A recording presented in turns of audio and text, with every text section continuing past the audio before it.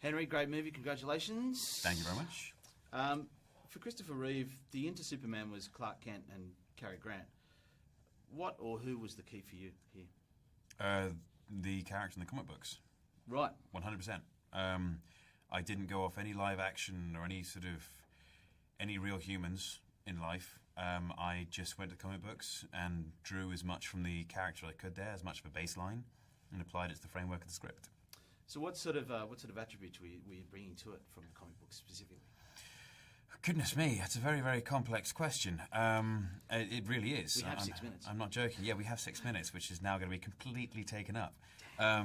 Death of Superman is the first of my favourite comic books, and in that you get to see what the character is willing to do and willing to sacrifice as far as the greater good is concerned, and to protect those that he cares about and the human race. Then we see in The Return of Superman the various ways that the character is perceived by the outside world. And all of these characters who are the faux Supermen, or Supermans, they tick all the boxes, they fill all the criteria that one would imagine Superman needs, or what Superman is made up of, yet not any one of them is Superman. Yeah. There's a very special thing as that essence which was missing. And when he does return, it's screamingly obvious, even though he's almost unrecognizable. And from that is what I drew those different things, the perception mankind has of this character, whether it be feared, hailed, respected, whatever the case, and then finally this figure coming back and wanting none of these things, but still being dominant somehow. And then in Red Sun, we see him being raised in the Soviet Union, right, which is the polar opposite of the place that he's raised. And then you realize that although people say, oh, he's the American superhero, you put him in the Soviet Union, and it just proves the point that it strips away any nationality from the character. And it actually makes him a universal hero who's trying to do the right thing at all times. Yes, good is good. Yeah, right. And then we get Superman, Batman, The Search for Kryptonite.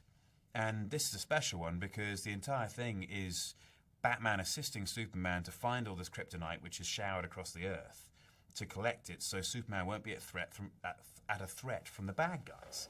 And there's this big journey they go through with, Batman, sort of there's very funny moments of Superman helping Batman because he's helping him, even though it's very easy for Superman to do this one thing, and Batman feels ridiculed by it. But Superman's not doing it deliberately to ridicule him. He's trying very, very hard to make Batman feel just better. And then when they find the last piece of kryptonite, Superman gives it to Batman and says, if I ever go AWOL, then this is how you're going to stop me. This is the magic bit. And you see that he is selfless and he's fully aware of the threat he may pose because he's actually thought it through. What if he does go AWOL? What if he changes his mind? Then he's an almost unstoppable force apart from this piece of kryptonite. That's a big part of the script in the film. It's just always below the surface that it's a giant fear. Yeah. And the, of course, hilarious thing at the end of that is that Batman, you see, walk into a special locked, vaulted area, and he's got a full room filled with different types of kryptonite already. So he's fully prepared. So that's what we can expect in Man of Steel 2 or Justice League? Or? I have no idea. Yeah. If these things happen, it would be very exciting. I don't know if they will happen. Yeah. But we'll see. I mean, if Man of Steel 2 or whatever we call it does go into the works, then I'll be very interested to see what we all decide to push. What was the hardest thing the director asked you to do during production? The hardest thing, but the thing which was most necessary, and the thing which I probably enjoyed and hated the most at the same time, was look like Superman. It was incredibly hard work. Mark Twight and Mike Blevins made the exceptionally hard work as enjoyable as it could be. They made the result possible. And it was exhausting, but necessary, as I say, and very rewarding. Boiled chicken? Not necessarily boiled chicken. I think there was, but they tried to keep the meal service as interesting as possible and kept on switching it up. They were fully aware of my psychological state, and so they took very, very good care of me and made sure that I was able to do the work as well as the training. Yeah, right. Did you develop a shorthand with Zach? Yeah. I mean, you do with every director, really. I mean, it just takes a look, and he's like, and then you say, okay, I'll do it again. Or, you just say, may I? And he goes, yeah. I go, yeah, thank goodness, thank you. And you both realise where you put your foot wrong. Yeah. And so, yeah, I guess you kind of do. And there's a great sort of camaraderie and way of communication on that set.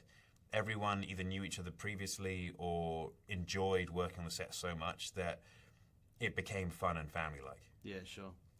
There's a Facebook group in Australia called Henry Cavill's Cougars. Have they been in touch? They haven't, no. No, really, no. Any words for the ladies? Thank you for your support. Nice work. Thanks, Henry. Thank you. Cheers, mate. Take care.